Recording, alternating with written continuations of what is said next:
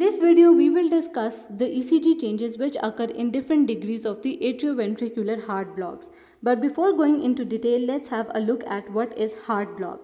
Heart block basically disorder होता है heart rhythms का, in which there is some abnormality in the electrical activity of the heart.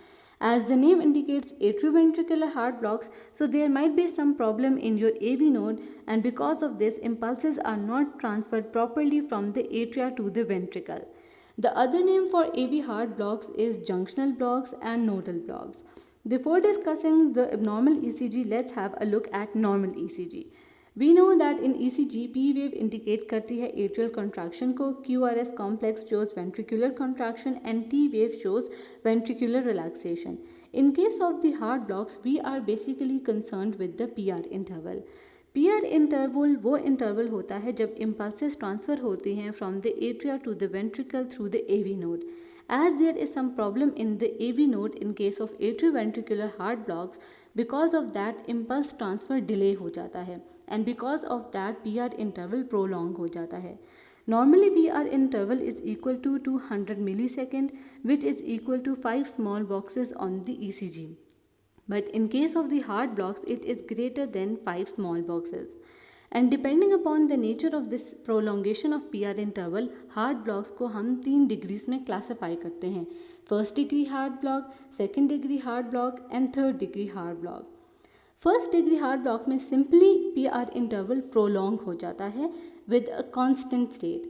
मतलब there will be a constant prolongation of the PR interval and every PR interval will be followed by the QRS complex. But in case of the second degree heart block, there is a prolongation of the PR interval, but this prolongation is the progressive prolongation and every P wave will not be followed by the QRS complex. The second degree heart block is classified into two types, Mobitz type 1 and Mobitz type 2, which will be discussed in detail. In case of the third degree heart block, there is no relationship between the P wave and QRS complex. Both of them function independently of each other. So let's discuss them in detail one by one.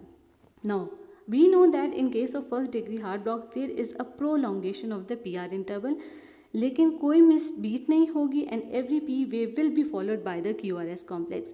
And you can see in the ECG there will only be a prolongation of the PR interval and every P wave will be followed by the QRS complex.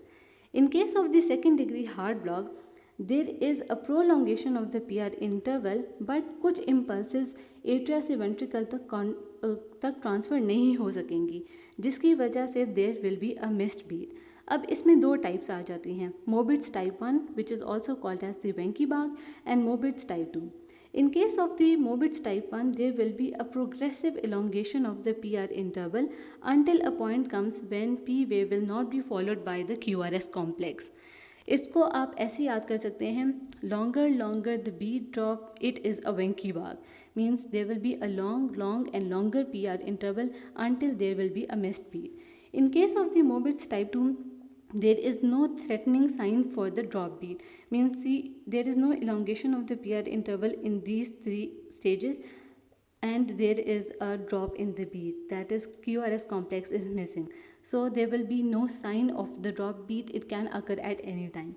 In case of the third degree heart block, what happens that P waves are not transferred from the atria to the ventricle. इसको complete degree heart block भी कहते हैं.